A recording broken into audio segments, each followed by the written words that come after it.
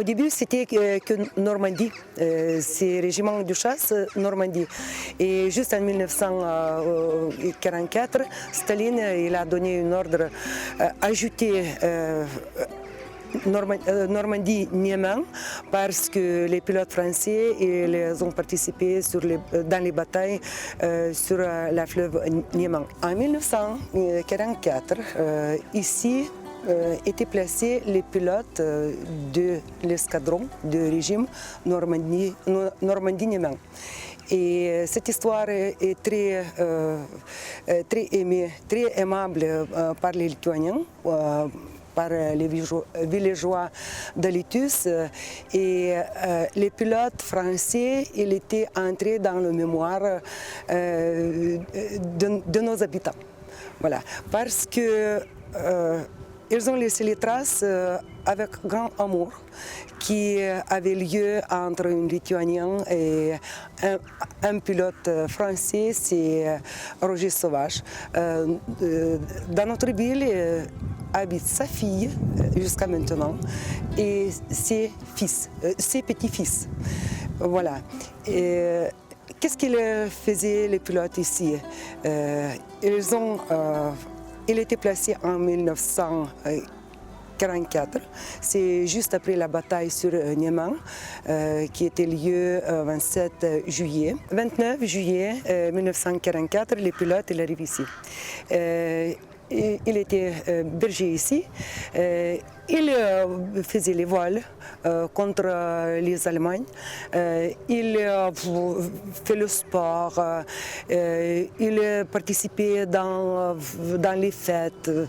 Ils ont vécu ici un mois, mais quand même c'est 30 jours, mais les traces, ils ont laissé très profond dans notre mémoire.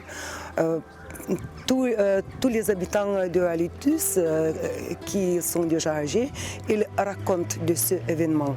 Peut-être pour ça qu'il n'y avait pas beaucoup d'étrangers chez nous.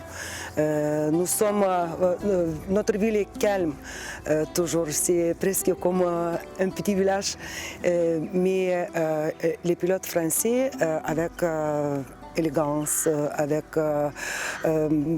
courage, ils ont laissé les traces profondes. L'histoire de Normandie-Niemen, elle a influé beaucoup de la ville, des habitants de Alytus et des francophones.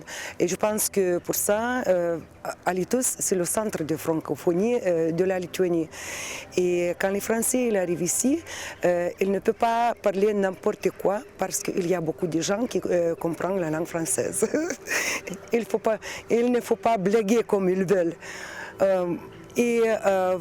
On continue ces traditions. Nous avons la groupe des francophones assez large. Il y a beaucoup de membres, de gens qui aiment la langue française, qui aiment la culture française, qui s'intéressent de ça. Et on fait la fête ensemble. On participe dans le concours de théâtre qui s'appelle Premier Rideau. C'est un concours international. Et c'est peut-être la chose principale que dans nos écoles, il y a beaucoup d'enfants qui enseignent la langue, qui apprennent la langue française.